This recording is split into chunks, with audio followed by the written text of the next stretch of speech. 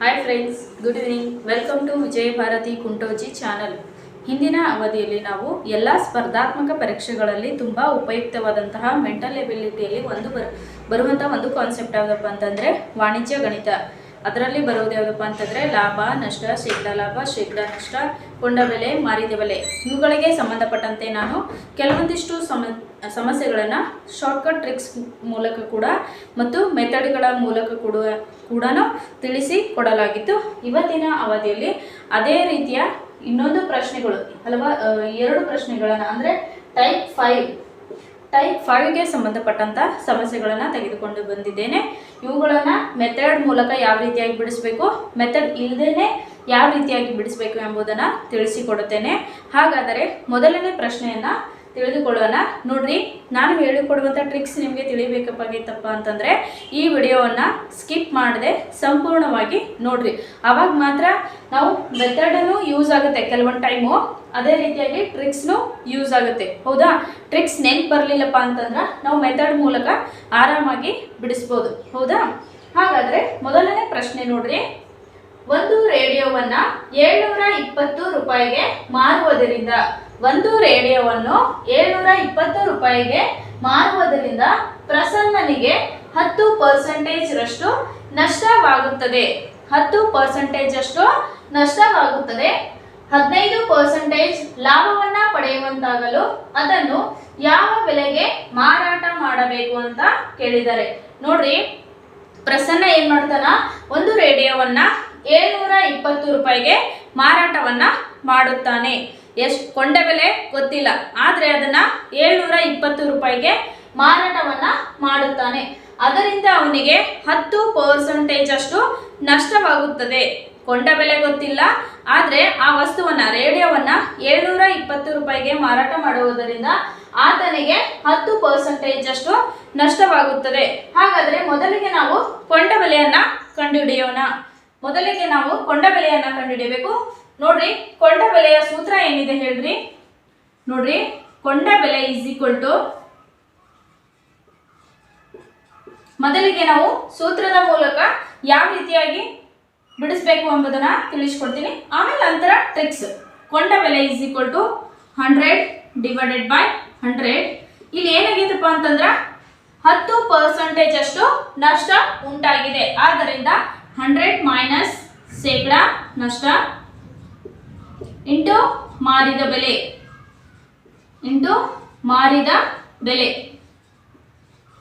ಹೌದಾ? ಇದು ಏನಪ್ಪಾ ಅಂತಂದ್ರ ಕೊಂಡ ಬೆಲೆಯ ಸೂತ್ರ 100 ಡಿವೈಡೆಡ್ ಬೈ 100 ಮೈನಸ್ ಎಷ್ಟು ಪರ್ಸೆಂಟೇಜ್ ಅಷ್ಟು ನಷ್ಟವಾಗಿದೆ? 10% ಅಷ್ಟು. ಹಾಗಾದ್ರೆ ಮಾರಿದ ಬೆಲೆ ಎಷ್ಟು ಕೊಟ್ಟಿದ್ದಾರೆ? 720 ರೂಪಾಯಿ. 100 ಡಿವೈಡೆಡ್ ಬೈ 100ರಲ್ಲಿ 10 ಹೋದಾಗ ಎಷ್ಟು ರೀ? 90 ಇಂಟು 7 to 0. ಈ 0 ಹೋಯ್ತು, ಈ 0 ಆಯ್ತು. 9 1 9 8 72. 8 ಇಂಟು 100 ಏನಾಗುತ್ತೆ ರೀ? 800 ರೂಪಾಯಿ. ಆ ರೇಡಿಯೋದ ಕೊಂಡ ಬೆಲೆ ಎಷ್ಟಾಯ್ತು ರೀ? ಕಾಸ್ಟ್ ಪ್ರೈಸ್ ಎಷ್ಟಾಯ್ತು? 800 ರೂಪಾಯಿ. ಹೌದಾ? ಇಲ್ಲಿವರೆಗೂ ಸಮಸ್ಯೆಯನ್ನ ಬಿಡಿಸಿರಿ. ಹಾಗಾದ್ರೆ 15% ಲಾಭವನ್ನ ಪಡೆಯುವಂತಾಗಲು ಅದನ್ನು ಯಾವ ಬೆಲೆಗೆ ಮಾರಾಟ ಮಾಡಬೇಕು ಅಂತ ಹೇಳಿದ್ದಾರೆ. ಹಾಗಾದ್ರೆ ಮಾರಿದ ಬೆಲೆ ಈಸ್ ಈಕ್ವಲ್ ಟು, ಮಾರಿದ ಬೆಲೆ ಕಂಡುಹಿಡಿ ಅಂತ ಹೇಳಿದ್ದಾರೆ. ಮಾರಿದ ಬೆಲೆ ಈಸ್ ಈಕ್ವಲ್ ಟು ಸೂತ್ರ ಏನೈತ್ರಿ?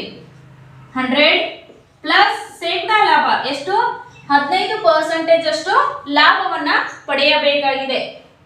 ಶೇಕಡಾ ಲಾಭ ಡಿವೈಡೆಡ್ ಬೈ 100 ಇಂಟು ಕೊಂಡ ಬೆಲೆ. ಹೌದಾ? ಇಲ್ಲಿ ನೋಡ್ರಿ, ನಮಗೆ ಕೊಂಡ ಬೆಲೆ ಎಷ್ಟು ಬಂದಿದೆ? 800 ರೂಪಾಯಿ. ಈ 800 ರೂಪಾಯಿ ಇರುವ ವಸ್ತುವನ್ನ 15% ಲಾಭ ಬರಬೇಕಾಗಿತ್ತಪ್ಪ ಅಂದ್ರ ಎಷ್ಟು ಬೆಲೆಗೆ ಮಾರಾಟವನ್ನ ಮಾಡಬೇಕು ಎಂಬುದನ್ನ ಈ ಪ್ರಶ್ನೆಯಲ್ಲಿ ಕೇಳಲಾಗಿದೆ. ಹಾಗಾದರೆ 100 ಪ್ಲಸ್ ಎಷ್ಟು ಪರ್ಸೆಂಟೇಜ್ ಅಷ್ಟು ಲಾಭ ಬೇಕ್ರಿ ನಮಗೆ? 15% ಅಷ್ಟು. 15 ಡಿವೈಡೆಡ್ ಬೈ 100 ಇಂಟು ಕೊಂಡ ಬೆಲೆ ಎಷ್ಟು ಬಂದೈತ್ರಿ? 800. ಹೌದಾ? 100ರಲ್ಲಿ 15 ಕೂಡಿಸಿದಾಗ ಎಷ್ಟು ಬರ್ತ್ರಿ 115 ಡಿವೈಡೆಡ್ ಬೈ 100 ಇಂಟು 800 ಈ 0 ಈ 0 ಈ 0 ಈ 0 115 ಇಂಟು 8 ಮಾಡಿದಾಗ ಎಷ್ಟು ಬಂತ್ರಿ ನೋಡ್ರಿ 8 5 40 8 1 8 8 4 12 8 1 8 1 9 ಹಾಗಾದ್ರೆ ಸೆಲ್ಲಿಂಗ್ ಪ್ರೈಸ್ ಅಥವಾ ಮಾರಿದ ಬೆಲೆ ಎಷ್ಟು ಬಂತ್ರಿ 920 ರೂಪಾಯಿ.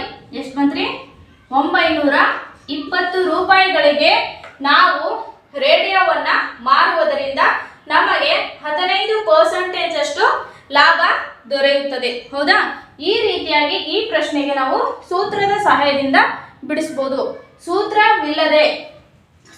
ಇಲ್ಲದೆ ಯಾವ ರೀತಿಯಾಗಿ ಬಿಡಿಸಬೇಕೆಂಬುದನ್ನ ಹೇಳ್ಕೊಡ್ತೀನಿ ನೋಡ್ರಿ.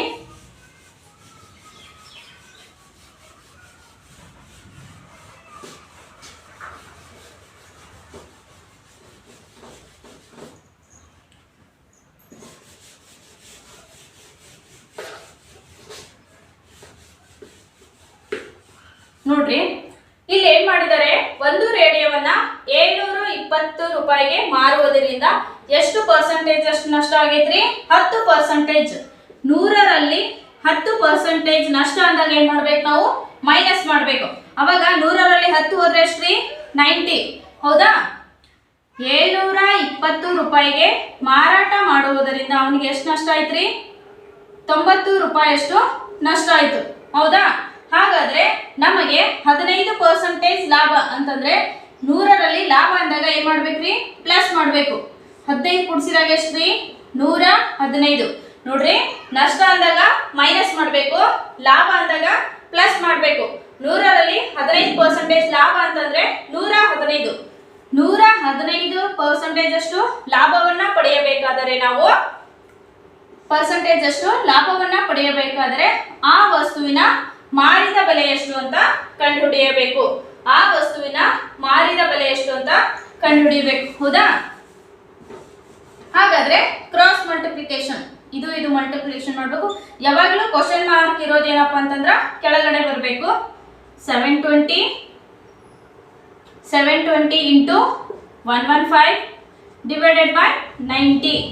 ಈ 0 ಹೋಯ್ತು, ಈ 0 ಹೋಯ್ತು. 9 1 9 8 72 8 ಇಂಟು 115 ಎಷ್ಟು ಬಂತ್ರಿ 8 5 8 5 40 8 1 8 12 8 1 8 1 9 920 ರೂಪಾಯಿ ಏನಪ್ಪ ಅಂತಂದ್ರ ಆ ವಸ್ತುವಿನ ಮಾರಿದ ಬೆಲೆ. ಈ ರೀತಿಯಾಗಿ ನಾವು ಸಿಂಪಲ್ ಆಗಿ ಸೂತ್ರದ ಸಹಾಯವಿಲ್ಲದೆ ಏನ್ ಮಾಡಬಹುದು, ಬಿಡಿಸಬಹುದು. ಹೌದಾ? ಈ ಪ್ರಶ್ನೆ ನಿಮಗೆ ಅರ್ಥವಾಯಿತು ಅಂತ ತಿಳ್ಕೊಂತೀನಿ. ಅದೇ ರೀತಿಯಾಗಿ ಮುಂದಿನ ಪ್ರಶ್ನೆಯನ್ನ ತಿಳಿದುಕೊಳ್ಳೋಣ. ನೋಡಿ, ರವಿಯು ಪ್ರತಿಯೊಂದಕ್ಕೂ 2400 ರೂಪಾಯಿ ಪಾವತಿಸಿ 2 ಮೊಬೈಲ್ ಫೋನ್ಗಳನ್ನ ತಂದನು. ನೋಡ್ರಿ, ರವಿ ಏನ್ ಮಾಡ್ತಾನಪ್ಪ ಅಂತಂದ್ರ 2 ಮೊಬೈಲ್ ಫೋನ್ಗಳನ್ನ ತೆಗೆದುಕೊಂಡು ಬರ್ತಾನ. ಆ 2 ಮೊಬೈಲ್ ಫೋನ್ ಅಂತಂದ್ರೆ ಒಂದು ಮೊಬೈಲ್ ಫೋನ್ ಬೆಲೆ 2400. ಅದೇ ರೀತಿಯಾಗಿ 2 ಮೊಬೈಲ್ ಫೋನ್ಗಳ ಕೊಂಡ ಬೆಲೆ ಎಷ್ಟಾಗುತ್ತೆ ನೋಡ್ರಿ. 2 ಮೊಬೈಲ್ ಫೋನ್ಗಳ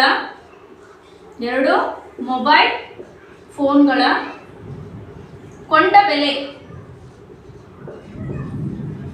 2 ಮೊಬೈಲ್ ಫೋನ್ಗಳ ಕೊಂಡ ಬೆಲೆ ಎಷ್ಟಾಗುತ್ತೆ? 2400 ಪ್ಲಸ್ 2400. ಹೌದಾ? ಪ್ರತಿಯೊಂದಕ್ಕೂ 2400 ರೂಪಾಯಿಯನ್ನ ಕೊಡ್ತಾನೆ. ಹಾಗಾದ್ರೆ ಎಷ್ಟಾಗುತ್ತೆ? 0 0 0 0 8 4 4800 ರೂಪಾಯಿ ಏನಪ್ಪ ಅಂತಂದ್ರ ಆ ಮೊಬೈಲ್ ಫೋನ್ ನ ಕೊಂಡ ಬೆಲೆ ಆಗಿರುತ್ತದೆ. ಹೌದಾ? ಹಾಗಾದ್ರೆ ಒಂದನ್ನು 10% ನಷ್ಟಕ್ಕೂ ಮತ್ತೊಂದನ್ನು 15% ಲಾಭಕ್ಕೂ ಮಾರಿದನು. ಒಂದನ್ನ ಏನ್ ಮಾಡ್ತಾನೆ ನೋಡ್ರಿ, ಒಂದು ಮೊಬೈಲ್ ಫೋನ್ ಅನ್ನ ನೋಡ್ರಿ ಎಷ್ಟು 10% ನಷ್ಟಕ್ಕೆ. 10% ನಷ್ಟಕ್ಕೆ ನೋಡ್ರಿ. ನಾನು ಇವಾಗ ಸೂತ್ರದ ಸಹಾಯದ ಮೂಲಕ ಯಾವ ರೀತಿಯಾಗಿ ಬಿಡಿಸಬೇಕು ಎಂಬುದನ್ನ ಹೇಳ್ಕೊಡತ್ತೀನಿ. ಟ್ರಿಕ್ಸ್ ನ ನಂತರ ಹೇಳ್ತೀನಿ. ಒಂದು ಮೊಬೈಲ್ ಫೋನ್ ನ 10% ನಷ್ಟಕ್ಕೆ ಏನ್ ಮಾಡ್ತಾನಪ್ಪ ಅಂತಂದ್ರ ಮಾರುತ್ತಾನೆ. ಹೌದಾ? ಹಾಗಾದ್ರೆ ಆ ಮೊಬೈಲ್ ಫೋನ್ನ ಮಾರಿದ ಬೆಲೆ ನೋಡ್ರಿ, ಮಾರಿದ ಬೆಲೆ ಇಸ್ ಈಕ್ವಲ್ ಟು 100 ಮೈನಸ್ ಶೇಕಡ ನಷ್ಟ ಡಿವೈಡೆಡ್ ಬೈ 100 ಇಂಟು ಕೊಂಡ ಬೆಲೆ ಹೌದಾ? 100 ಮೈನಸ್ 10, ಯಾಕಂದ್ರೆ ಶೇಕಡ 10ರಷ್ಟು ನಷ್ಟವನ್ನು ಅನುಭವಿಸ್ತಾನೆ, ಡಿವೈಡೆಡ್ ಬೈ 100. ಕೊಂಡ ಬೆಲೆ ಎಷ್ಟು ಬಂದೈತ್ರಿ? 2400. ನಾನು ಪ್ರತಿಯೊಂದು ಮೊಬೈಲ್ಗೆ ಕಂಡು ಹಿಡಿತಿದ್ದೇನೆ ಸಪ್ರೇಟ್ ಆಗಿ, ಹೌದಾ? ಅಂದ್ರೆ ಒಂದು ಮೊಬೈಲ್ನಿಂದ 10% ನಷ್ಟವನ್ನು ಅನುಭವಿಸುತ್ತಾನೆ, ಮತ್ತೊಂದು ಮೊಬೈಲ್ನಿಂದ 15% ಲಾಭ. ಇವಾಗ ನಷ್ಟಕ್ಕೆ ಕಂಡು ಹಿಡಿಯತ್ತೀವಿ. 2400 ಈ 0 100ರಲ್ಲಿ 10 ಹೋದಾಗ ಎಷ್ಟ್ರಿ? 90 ಇಂಟು 24. ಹೌದಾ? ಅವಾಗ ಮಾರಿದ ಬೆಲೆ ಸೆಲ್ಲಿಂಗ್ ಪ್ರೈಸ್ ಏನಾಗುತ್ತೆ?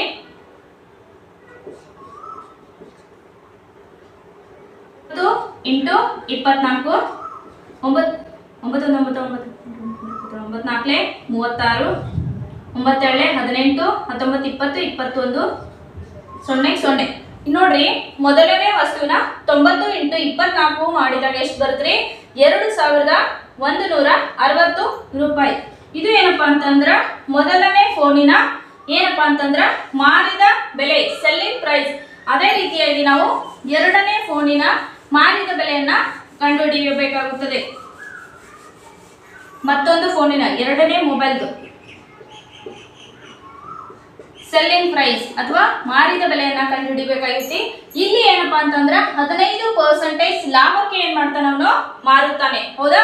ಹಾಗಾದ್ರೆ ಮಾರಿದ ಬೆಲೆ ಇಸ್ ಈಕ್ವಲ್ ಟು 100 ಪ್ಲಸ್ ಶೇಕಡ ಲಾಭ ಡಿವೈಡೆಡ್ ಬೈ 100 ಇಂಟು ಕೊಂಡ ಬೆಲೆ. 100 ಪ್ಲಸ್ ಎಷ್ಟು ಶೇಕಡ ಲಾಭ ರೀ? 15% ಅಷ್ಟು ಶೇಕಡ ಲಾಭವನ್ನು ಅನುಭವಿಸ್ತಾನೆ. 100 ಇಂಟು ಕೊಂಡ ಬೆಲೆ ಎಷ್ಟೈತ್ರಿ ಇದ್ರದ್ದು? 2400.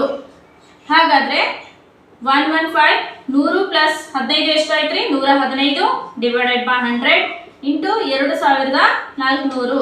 ಈ 0 ಹೋಯ್ತು, ಈ 0 ಹೋಯ್ತು. 115 ಇಂಟು 24. ಇದು ಏನಪ್ಪಾ ಅಂತ ಅಂದ್ರ ಎರಡನೇ ಮೊಬೈಲ್ದ ಸೆಲ್ಲಿಂಗ್ ಪ್ರೈಸ್ ಎಷ್ಟಾಗುತ್ತೆ ನೋಡ್ರಿ ಎಷ್ಟು ಬರುತ್ತೆ? 115 ಇಂಟು 24 ಮಾಡಿದ್ರೆ 2760 ರೂಪಾಯಿ ಏನಾಗುತ್ತಪ್ಪ ಅಂತಂದ್ರ ಈ ಎರಡನೇ ಮೊಬೈಲ್ನ ಮಾರಿದ ಬೆಲೆ ಆಗುತ್ತದೆ. ಹಾಗಾದ್ರೆ ಈ ಎರಡು ಫೋನ್ಗಳ ಮಾರಿದ ಬೆಲೆಯನ್ನ ಕಂಡುಹಿಡಿಯಿರಿ ಅಂತ ಹೇಳ್ತಾರೆ.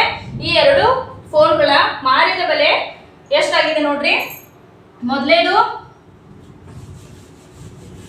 ಎಷ್ಟು ಬಂದೈತ್ರಿ? 2160 ರೂಪಾಯಿ. ಇದು 2760 ರೂಪಾಯಿ. ಇವೆರಡನ್ನ ಕೂಡಿಸ್ಬೇಕಾಗುತ್ತಪ್ಪ. ಯಾಕಪ್ಪ ಅಂತಂದ್ರೆ ಎರಡು ಫೋನ್ಗಳ ಮಾರಿದ ಬೆಲೆಯನ್ನ ಕಂಡುಹಿಡಿಯಿರಿ ಅಂತ ಹೇಳಿದ್ದಾರೆ. 0 0 6 6 12 9 4. ಇದು ಏನಪ್ಪಾ ಅಂತಂದ್ರ ಎರಡು ಫೋನ್ಗಳ ಮಾರಿದ ಬೆಲೆ ಆಗುತ್ತದೆ. ಎರಡು ಫೋನ್ಗಳ ಮಾರಿದ ಬೆಲೆ. ಎರಡು ಫೋನ್ಗಳ ಮಾರಿದ ಬೆಲೆ ಎಷ್ಟು ಬಂದಿತ್ರಿ? 4920 ರೂಪಾಯಿ. ಅದೇ ರೀತಿಯಾಗಿ ಎರಡು ಫೋನ್ಗಳ ಕೊಂಡ ಬೆಲೆ ಎಷ್ಟು ಬಂದೈತ್ರಿ? ಎರಡು ಫೋನ್ಗಳ ಕೊಂಡ ಬೆಲೆ 4800 ರೂಪಾಯಿ. ಇಲ್ಲಿ ಮಾರಿದ ಬೆಲೆ ಹೆಚ್ಚಾಗಿದೆ, ಕೊಂಡ ಬೆಲೆ ಕಡಿಮೆಯಾಗಿದೆ. ಹಾಗಾದರೆ ಒಟ್ಟಾರೆಯಾಗಿ ಲಾಭ ಅಥವಾ ನಷ್ಟವನ್ನ ಕಂಡುಹಿಡಿಯಿರಿ ಅಂತ ಹೇಳ್ತಾರೆ. ಕೊಂಡ ಬೆಲೆ ಕಡಿಮೆ ಆಗಿರೋದರಿಂದ ಮಾರಿದ ಬೆಲೆ ಜಾಸ್ತಿ ಆಗಿರೋದರಿಂದ ಇಲ್ಲಿ ಆಗಿರೋದು ಯಾವಪ್ಪ ಅಂತಂದ್ರೆ ಲಾಭ ಇಸ್ ಈಕ್ವಲ್ ಟು ಮಾರಿದ ಬೆಲೆ ಮೈನಸ್ ಕೊಂಡ ಬೆಲೆ. ಮಾರಿದ ಬೆಲೆ ಎಷ್ಟು ಬಂದೈತ್ರಿ? 4920. ಕೊಂಡ ಬೆಲೆ ಎಷ್ಟೈತ್ರಿ? 4800. ಇದನ್ನ ಮೈನಸ್ ಮಾಡಿದ್ರೆ 120 ರೂಪಾಯಿ ಏನಪ್ಪಾ ಅಂತಂದ್ರ ಲಾಭವಾಗುತ್ತದೆ. ನೋಡ್ರಿ, ಲಾಭನೋ ಅಥವಾ ನಷ್ಟವನ್ನ ಕಂಡುಹಿಡಿಯಿರಿ ಅಂತಂದ್ರೆ 120 ರೂಪಾಯಿ ಏನಪ್ಪಾ ಅಂತಂದ್ರ ಈ ಎರಡು ಫೋನುಗಳನ್ನ ಒಂದನ್ನ 10% ನಷ್ಟಕ್ಕೆ ಮತ್ತೊಂದನ್ನ 15% ಲಾಭಕ್ಕೆ ಮಾರಿದಾಗ ಅವಾಗ ರವಿಗೆ ದೊರೆತ ಲಾಭ ಎಷ್ಟಪ್ಪ ಅಂತಂದ್ರ 120 ರೂಪಾಯಿ. ಈ ರೀತಿಯಾಗಿ ನಾವು ಫಾರ್ಮುಲಾ ಮುಖಾಂತರ ಬಿಡಿಸಿದ್ವಿ. ಇವಾಗ ಸೂತ್ರವಿಲ್ಲದೆ ಯಾವ ರೀತಿ ರೀತಿಯಾಗಿ ಬಿಡಿಸಬೇಕು ಎಂಬುದನ್ನು ಹೇಳ್ತೀನಿ.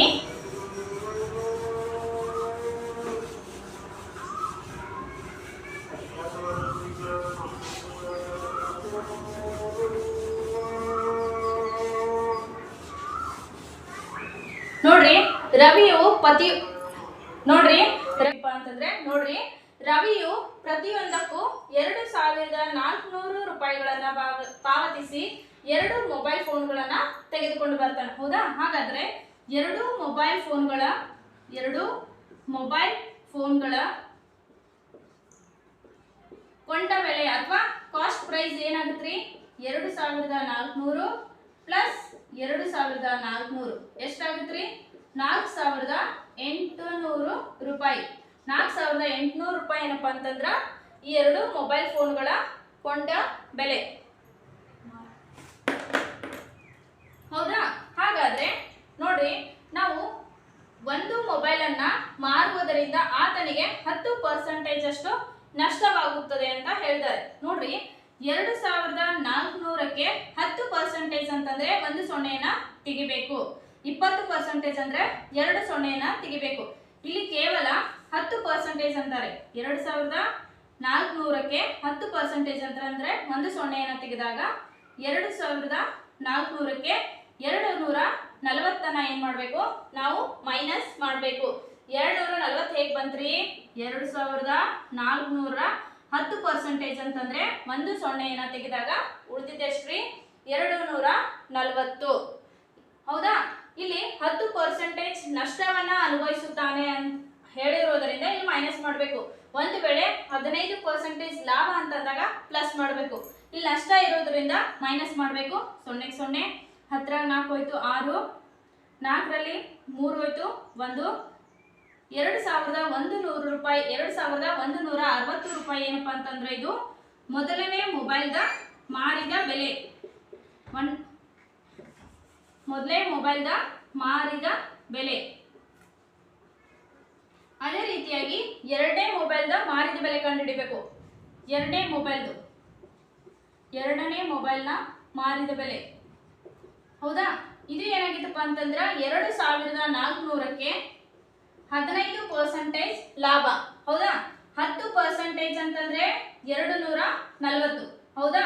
10% ಅಂದ್ರೆ 240. ಅದೇ 5% ಅಂತಂದ್ರೆ ಇದ್ರ ಡಿವೈಡೆಡ್ ಬೈ 2 ಮಾಡಬೇಕು. 2 1 2 2 4 ಪೂಜಿ 120 ಎಷ್ಟಾಗುತ್ತೆ? 6 360. 2400ರಲ್ಲಿ ನಾವು 360 ಏನ್ ಮಾಡ್ಬೇಕ್ರಿ? ಕೂಡಿಸ್ಬೇಕ್ರಿ. ಯಾಕಪ್ಪ ಅಂತಂದ್ರ 15% ಲಾಭಕ್ಕೆ ಮಾರುತ್ತಾನೆ. ಹೌದಾ? 0 0 6 6 4 3 7 2 2. ಇದು ಏನಪ್ಪಾ ಅಂತಂದ್ರ 2760 ಏನಪ್ಪಾ ಅಂತಂದ್ರ ಎರಡನೇ ಮೊಬೈಲ್ನ ಮಾರಿದ ಬೆಲೆ. ಹಾಗಾದ್ರೆ 2 ಫೋನ್ಗಳ ಮಾರಿದ ಬೆಲೆ ಒಟ್ಟು ಎಷ್ಟಾಗುತ್ತೆ? 2160 2760. ಈ ಎರಡೂ ಬೆಲೆಗಳನ್ನ ಕೂಡಿಸಿದಾಗ ಎಷ್ಟು ಬರುತ್ತೆ ಅಂತ ಬೆಲೆಯನ್ನ ಕೂಡಿಸಬೇಕಾಗುತ್ತದೆ. 2760 2160. ಹೌದಾ? 0 0 6 6 12 7 8 9 2 4920 ಏನಪ್ಪಾ ಅಂತಂದ್ರ 2 ಫೋನ್ಗಳ ಮಾರಿದ ಬೆಲೆ. ಹಾಗಾದ್ರೆ ನೋಡ್ರಿ, ಮಾರಿದ ಬೆಲೆ 4920 ಇದೆ ಸೆಲ್ಲಿಂಗ್ ಪ್ರೈಸ್. ಇದು ಕೊಂಡ ಬೆಲೆ 4800 ಇದೆ. ಹಾಗಾದ್ರೆ ಮಾರಿದ ಬೆಲೆ ಹೆಚ್ಚಾಗಿರುವುದರಿಂದ ಕೊಂಡ ಬೆಲೆಗಿಂತ ಇಲ್ಲಿ ಏನಪ್ಪಾ ಅಂತಂದ್ರ ನಮಗೆ ಲಾಭ ಉಂಟಾಗಿದೆ. ಹಾಗಾದ್ರೆ ಲಾಭ = ಮಾರಿದ ಬೆಲೆಯಲ್ಲಿ ಕೊಂಡ ಬೆಲೆಯನ್ನ ಕಳಿಬೇಕಾಗುತ್ತದೆ. 0 0 2ರ ಪೂಜೆ ತಿಂದ್ರು 9ರ 8 ಹೋದ್ರೆ 1. ಇದು ಏನಪ್ಪಾ ಅಂತಂದ್ರೆ 120 ರೂಪಾಯಿ ಎನ್ನುವುದಪ್ಪ ಅಂತಂದ್ರೆ ರವಿಗೆ ದೊರೆತ ಲಾಭವಾಗಿರುತ್ತದೆ. ಈ ರೀತಿಯಾಗಿ ನಾವು ಸೂತ್ರಗಳಿದೆ. ಅಂದ್ರೆ ನೋಡ್ರಿ, 2400ಕ್ಕೆ 10% ನಷ್ಟವನ್ನು ತೆಗಿಬೇಕು. ಅದೇ ರೀತಿಯಾಗಿ 2400ಕ್ಕೆ 15% ಲಾಭವನ್ನು ತೆಗೆದು ಅವೆರಡು ಬಂದಂತ ಉತ್ತರಗಳನ್ನ ಕೂಡಿಸಿ ನಂತರ ಏನ್ ಮಾಡಬಹುದು? ಬಂದಂತ ಕೊಂಡ ಬೆಲೆಯಲ್ಲಿ ಬಂದಂತ ಆನ್ಸರ್ ಅನ್ನ ಕೊಂಡ ಬೆಲೆಯಲ್ಲಿ ಕಳೆದ್ರೆ ಈ ಪ್ರಶ್ನೆಗೆ ನಾವು ಸರಿಯಾದ ಉತ್ತರವನ್ನ ಕಂಡುಕೊಳ್ಳಬಹುದು. ಇಲ್ಲಿಯವರೆಗೆ ನಾನು ಹೇಳಿರುವಂತ ಸಮಸ್ಯೆ ನಿಮಗೆ ಅರ್ಥವಾಗಿದ್ದರೆ ಸಬ್ಸ್ಕ್ರೈಬ್ ಮಾಡಿ, ಲೈಕ್ ಮಾಡಿ, ಶೇರ್ ಮಾಡಿ. Thanks for video watching.